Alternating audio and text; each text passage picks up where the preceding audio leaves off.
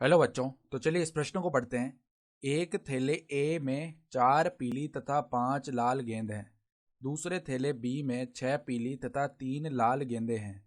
एक गेंद थैले ए से निकालकर थैले बी में स्थानांतरित कर दी जाती है तथा एक गेंद थैले बी से निकाली जाती है। इस गेंद के पीला होने की प्रायिकता ज्ञात कीजिए। तो यहाँ पर देखो, ये प्रायिकता का सवाल है।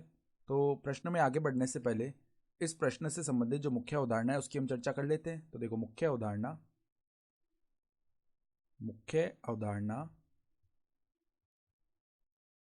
विन्यास में या का प्रयोग हो, या का अगर बोध हो रहा हो, बोध होने पर योग करते हैं। ठीक है, यानी कि जब हम विन्यास बना रहे हैं और जहां कहीं भी या का बोध होता है, यानी कि अथवा का बोध हो रहा हो, तो हम क्या करते हैं, योग करते हैं। तो अब देखो, सवाल हमें क्या कह रहा है कि हमारे पास में एक थैला ए है। तो यहाँ पर मान लेते हैं, देखो इस तरीके का ये थैला ए हो गया। ठीक है, और दूसरा थैला है बी थैला है। ठीक है, तो दूसरा थैला हो गया बी। अब जो ए थैला है उसके अंदर 4 पीली और 5 लाल गेंदे हैं। तो 4 पीली के लिए 4 येलो गेंदे हो गई, और 5 लाल यानी कि 5 रेड गेंदे हो गई। ठीक है, और दूसरे थैले बी में 6 पीली गेंदे हैं, तो 6 येलो गेंदे हो गई, और 3 लाल गेंदे यानी 3 रेड गेंदे हो गई। अब वो क्या कह रहा है, ये तो हमें थैलों के बारे में जानकारी दी हुई है।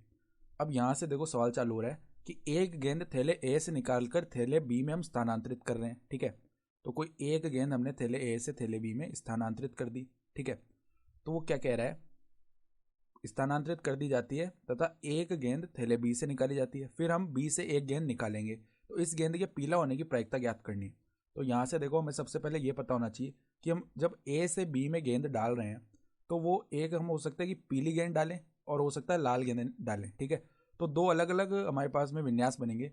या तो हम पीली गेंद को स्थानांतरित कर रहे हैं, उसके लिए अलग विन्यास बनेगा, या हम लाल गेंद को स्थानांतरित कर रहे हैं, उसके लिए अलग विन्यास बनेगा। ठीक है, तो देखो सबसे पहले हम अगर यहाँ से अभिष्ट प्रायिकता लिखें, अभिष्ट प्रायिकता यानी जो सवाल में पूछी गई है वो प्रायिकता लिखें।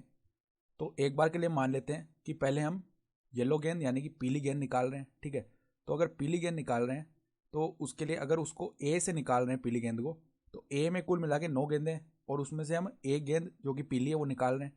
तो पीली गेंदें कितनी है, 4, तो अनुकूल परिणाम 4 बट्टा में कुल गेंदें कितनी है, इसमें 9। ठीक है, तो अब हमने वो जो पीली गेंद निकाली वो बी में डाल दी है।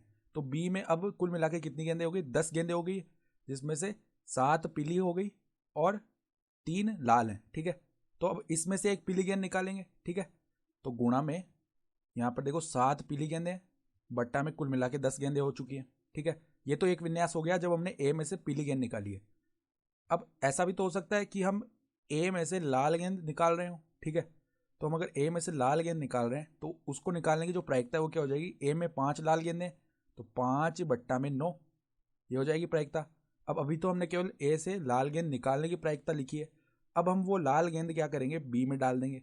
ठीक है, तो लेकिन बी में से तो हमको केवल पीली गेंद निकालनी है।